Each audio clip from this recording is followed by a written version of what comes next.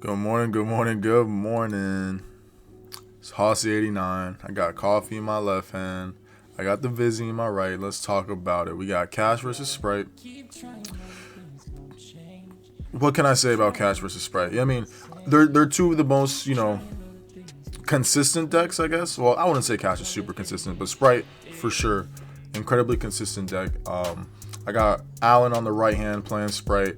This dude is like a unicorn. He's going to show up once, disappear for years on end, but every time he shows up blinged out. Look at the OT Spright. Who knows how much it's costing right now? It doesn't matter to him. So he goes for a sprint play. Sprint's going to dump. The Angler, he's going to summon out two Beavers. And this is why Sprite's so good, man. They love to swarm. Right here, Gigantic Spright turns off Nib because neither player can special summon level 2 or higher monsters after this. So it kind of sucks that Elf got banned because Elf really did hurt the consistency of the deck. Well, not the consistency. I would say it hurt the ceiling of the deck, right? Because it's still incredibly consistent. They can still spit out a bunch of rank 2s, link 2s, and just regular level 2s. But now they have to rely on, I would say they have to rely more on their carrot and on their red. So what Spright Carrot does is it just negates spell and trap cards effects. What Spright Red does is it's going to negate monsters. So here he goes into the Boujin Link. That's going to let him special summon one monster from his grave and one monster from his hand. And that's pretty much how they make Toad. So they send the Swap Frog to grave and then Swap Frog's own effect to bring itself back into the hand. And they make Toad. We all know what Toad does. He's a bitch. I mean, I'm sorry. He's amphibious. He's Toad. 2 set. And he has the Smashers. So, oof. Lava Golem. Strong. That is a strong card right there. That is a grown man card right there. Shout out to Sam Suni telling me to main it. Incredibly good. But yeah, man. You guys should like and comment. Tell me what are your favorite tech cards right now. Right now, I really like Lava Golem. I don't even consider it a tech card, but tell me your favorite type of tech card. And subscribe. Please subscribe. Y'all, this is incredible to me because you guys can watch this video but not like, comment, or subscribe. But then tonight when you go to sleep, you're on OnlyFeet paying $9.99 to Asian Barbie or whatever. It's cool because I'm about to start putting pictures of my feet on here too, bro. That's how it's got to be. I got some ugly toes. I got Arabic feet. Anyways, off the rant. Special summon out Unicorn, and I booked the Moon his cards. Efficiently broke his board. There's probably a better way of going about this. Cheater alert. Just letting you guys know, I normal summon the Fenrir. When you use Lava Golem's effect to tribute 2 of the monsters, you can't normal summon the turn you do this. So that was an illegal play. Neither of us realized it. That being said, I'll say, especially at least with this game, it didn't matter. So I'm thankful for that. It didn't make much of a difference. But just make sure to pay attention to that in the future. If they use like Lava Golem, and I think Sphere Mode as well, you cannot normal summon. So just remember that. And Birth, what does Birth say? Birth lets you normal summon a level 7 monster without tributing. So I'm a dirty cheater, and I should be in Escoban for that. But anyways, we're gonna continue. I searched the Rise Heart, and this is why Birth is so strong. Birth and Rise Heart together is so strong because you can special summon the Rise Heart, banish any monster you want, and then Birth will let you bring it right back. So oh man, you see that enemy controller he has set? Wasn't even ready for it. But so a really smart play people do is like they might banish an Ogre, and then with Birth, bring the Ogre back, add the preparations. Now you just kind of +2 off that, Yeah, so right here, I'm just trying to look for some plays to try to kill him. Obviously, can't do it. So I go into battle phase, and then we start to attack. So I'm activate Fenrir's effect. Attack him the face down, and then that's when you need to declare the effect to target a face-up Mar. Yep. So I'm target Lava Golem. Boom. Enemy controller is so strong. So strong. Then on resolution, activate Birth. So it's going to let me banish 3 cards face down from his graveyard. Yeah, we don't need Toad. And fuck that ulti blue, you know what I'm saying? So now we're going to do a unicorn attack, and we're going to do the same thing.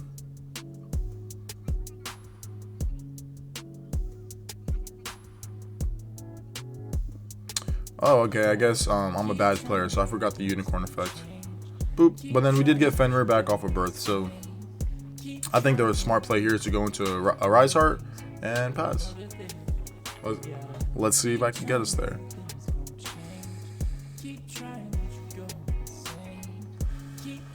So this is called being a bad player. No, I'm just messing. I don't think it probably wasn't the best play, but it's not a bad play, right? So if I go into a Rise Heart, all of his cards are banished, right? And I get one interruption. In this situation, I have a Fenrir banish, and then I have a unicorn banish. And if y'all remember last turn, I did already get rid of one of his extra deck monsters. So, but it doesn't really matter. He Book of Eclipse me, which is so incredibly strong. It's so hard to come back from that if they can establish a good board. I do get to draw 3, but if they can get rid of the cards that are set, then I don't get to draw anything. And that's why Book of Eclipse is so strong this format.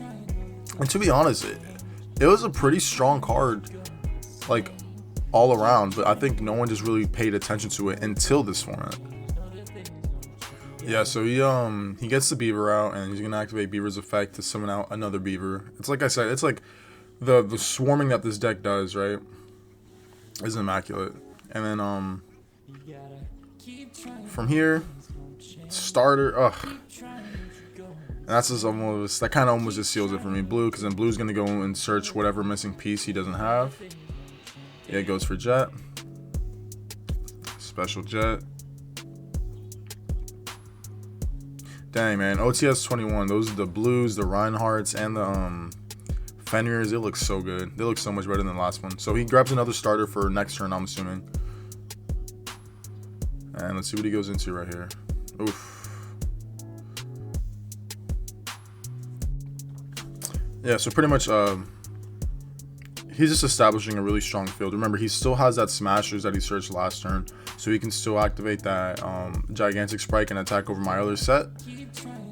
And I think after this, if he wants to, he can Smashers either my birth or whatever my set card is, and we'll see what's a priority to him, right? Because if he doesn't get rid of my last set card, then I do get a draw in the end phase. So let's see what he picks.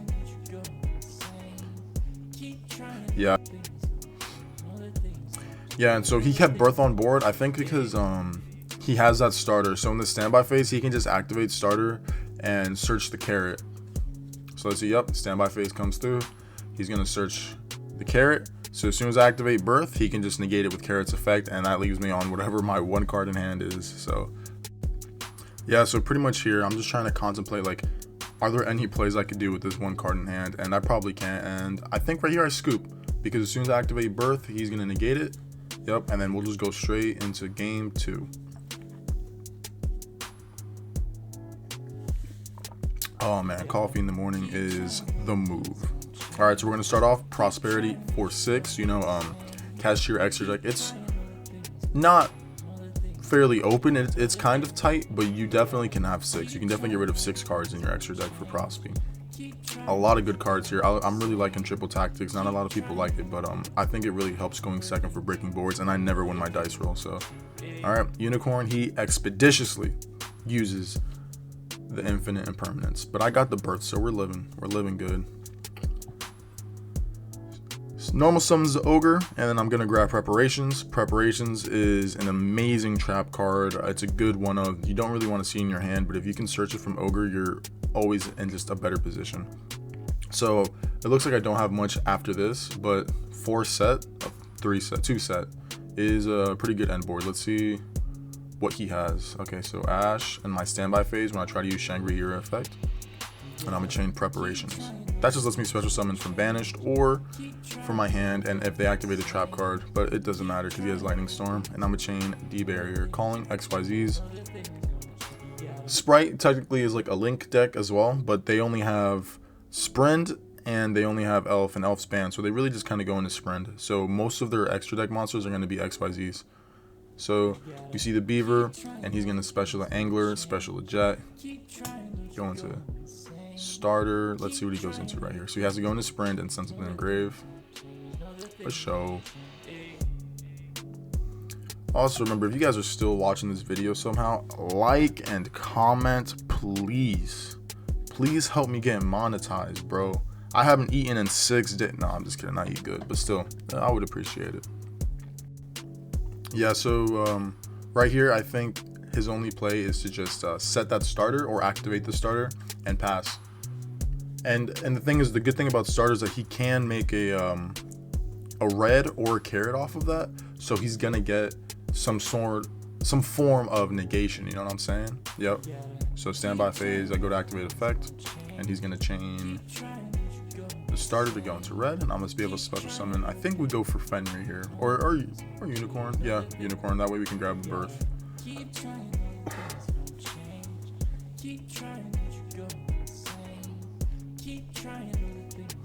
And it's also a good bait. Oof, the Rise Heart, man. Y'all gotta remember, if Shangri-Ira activates her effect, or its effect, I don't even know what kind of card that is, if that's a boy or a girl or trans, or let me not even get into that. You can use a Rise Heart over any Kashtira card. And I think we're just doing this to bait out the red. Yeah, so we're gonna go into battle phase and attack, and then Unicorn do the same thing, and now I get to look at his extra deck, get rid of the Zeus, just because Zeus is so strong. That send everything to the grave is ridiculous. And I add the Goliath. The reason why Goliath is such a good card for this extra deck is because when you banish off Prosperity, you can you banish cards like Goliath, banish cards like Entis, banish cards like Garura. And when you go to attach with the Rise Heart, you can attach those cards. So what Goliath does is that he's going to make it so that my Rise Heart can't be destroyed by card effects. So you see right here, I go for the Birth from Unicorn, and then I had the Field spell in my hand, activate it, search the Fenrir, normal that Fenrir. Pretty much right here, it's I would say it's about scoop phase for my boy Alan. There's too much presence going on, and because he activated the starter on my turn and not his turn, he is locked into level 2s, so even if he does have a Nibiru in his hand, it's kind of useless right now. Yep, there's a Garua, so pretty much just in case something were to happen to my Rise Heart, I have a little bit of security, a little bit of insurance, I would call it. Boom. Super insurance. Yeah, see, and right now he's telling me like, yeah man, I use the starter, so even if I have Nib, which he does, he couldn't use it. So with the regular Rise Heart, I did banish Big Bang, and I pretty much just did that for follow-up for next turn. So let's say once I do some form of interruption on his turn, and I detach my Big Bang, I can special summon one of my Kashtira monsters. So probably, you pretty much in that situation, you want to special summon out the Fenrir or the Unicorn. That way you can have another form of negation. Bloop. So I'm actually doing that right now. Pretty heads up play. I'm banishing 3, and I'm gonna banish one of his cards face down, and I will also get to lock one of his zones with Shangri-Ira.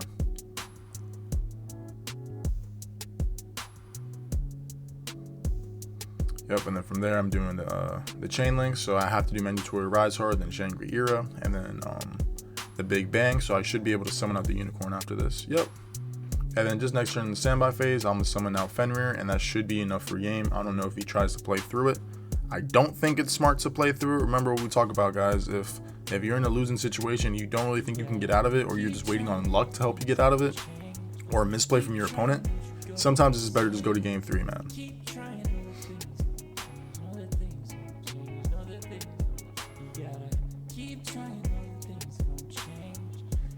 So we go into the Mind Hacker. Mind Hacker's gonna take away his Zeus, and he's gonna banish, like, let's see, we're counting right there. Sheesh, about half his deck right there. Not really, like 5 or 6 cards, but let's go. Yeah, and he just scoops it up, and we go to game 3. The almighty important game 3. He's going first, ditching the Angler for swap. That's an amazing start, by the way. Because now Swap's going to do swap stuff. He's going to get this dump, and then his Angler's going to be able to summon out 2 Beavers. Already starting with 3 before the normal summon.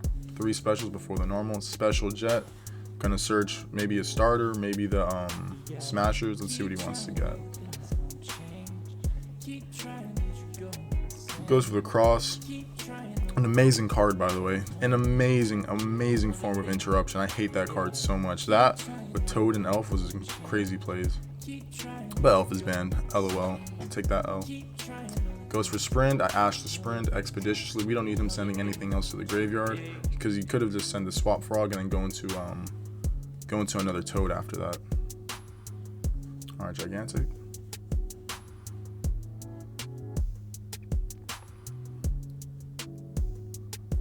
Thinking for his plays. I'm pretty sure if you don't know what to do, yeah, just go to blue. Blue's gonna search, yep.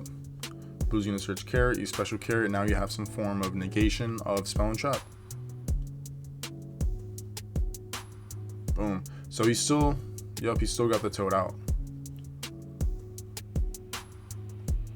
I will say that is the downfall with the pure Spright variant. It's kind of like you have to make Toad in order to do well, I kind of want to say. Like in order to really put pressure on your opponent, you have to make that Toad, because if you don't, they don't really have too much right now. They just have, you know, Jet. I mean, they just have a red. They have carrot for a little bit of negation, and that's about it. But, you know, Lava Golem coming through. Jeez Louise. Incredible. So that's going to turn his cross off. And it's going to turn that Toad off. We're going to activate Prosperity for 6. Of course, he has to Ash it. You have to Ash the Prosperity. You don't ever want to just let that resolve. This digging through 6 cards of someone's deck is just too strong. Book of Moon. So that shuts pretty much all of his plays down. And then let's see if I can actually break his board. Not like game 1.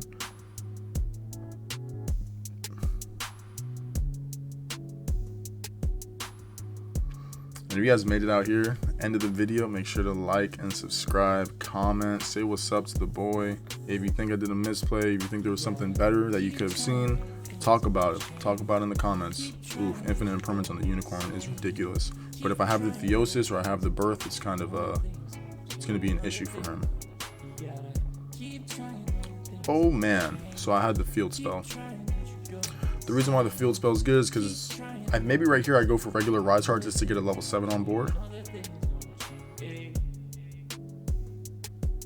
Yep, because if you go into Rise Heart, then you can banish, make a level 7, and then I can go into any XYZ that I want to go into.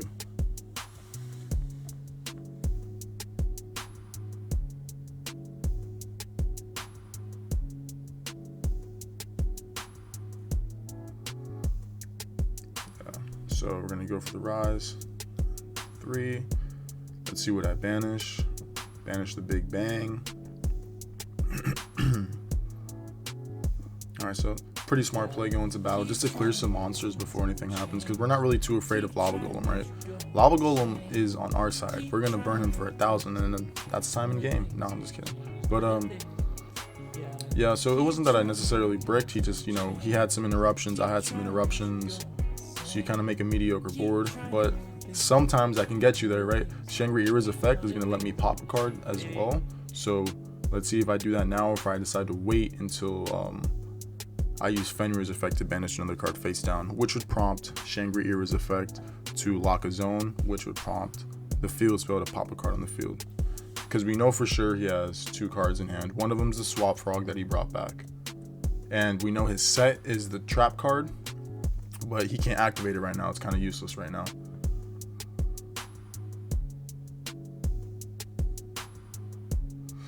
So he goes into Beaver. Oof. So Sprint's effect's gonna dump a card. Jeez, that trap card, man, incredible.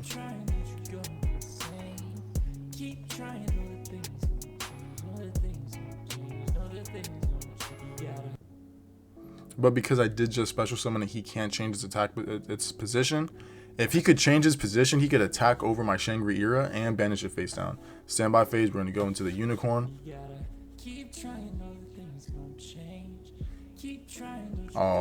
He does have one form of interruption here, whether that be banishing my Shangri-Ira, whether that be banishing my unicorn. That's up to him. I think the right play is to banish the unicorn. That way I don't get the effect. Yeah, so right now he's gonna say that he's gonna banish my unicorn face down, which is fine. And then on a separate chain link, once that resolves, I'm gonna pop my Fenrir. And that way it's a 1-for-1 right now. But because I activated Shangri-La's effect, I can go straight into a Rise Heart, and we can just play the control game. So let's see, because he only has 1 card in hand, which I believe we know is the Swap Frog. So we just attack over, and that way we can save that interruption for later. And then we have to attach to Entis. Like I said, we love to have those insurance cards underneath us. And then we just go. We have 1 card in hand. Let's see if we can do anything from here. He's going to activate Starter. Starter's going to be good. But see right here, oh yeah, right here doesn't matter too much because of that card being banished. I get to attach the Big Bang. And so once I activate a Rise Heart's effect, I'm going to detach the Big Bang and I'll get to special summon a Fenrir or a Unicorn. So I'll have another form of interruption, which could potentially be enough. Let's see. Yeah, so we're going to do 3. And then Big Bang's effect is going to let me special summon out the Unicorn. Word. Yeah, so he's just going to set 1 card and pass. And I think right here, we could start singing. We could start dancing. My boy taking the L. I think I'm doing a little bit too much right here. Unicorn effect. Get the birth. Make Barone. Pop with Barone.